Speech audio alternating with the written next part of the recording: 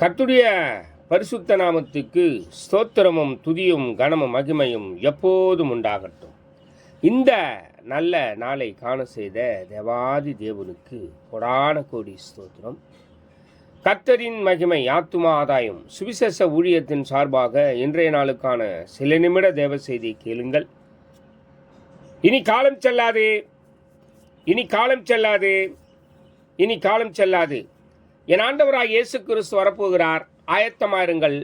அநேகரை ஆயத்தப்படுத்தி ஆண்டவர் பக்கமாய் திருப்புங்கள், பக்கத்துணையாய் பக்கபலனாய் உங்கள் பக்கத்திலே இருந்து எல்லா நல்ல காரியத்தையும் இந்த நாளில் செய்து முடிப்பார். ஆமென். விசேஷமாக சங்கீதம் 22 சங்கீதம் 5 வசனம்.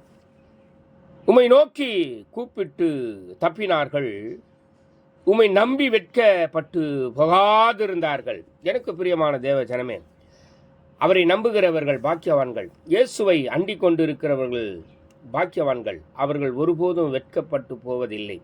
உங்களுடைய வெட்கத்துக்கு பதிலாக இரட்டத்தனையான பலனை கர்த்தர் கொடுத்து உங்களை நடத்துவார்.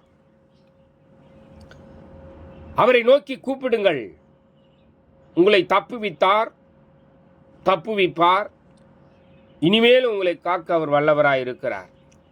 எதை குறித்தும் நீங்கள் கலங்காதிருங்கள், பயப்படாதிருங்கள், எதையும் சிந்திக்காதிருங்கள். கர்த்தர் தாமே உங்களோடு கூட இருப்பார்.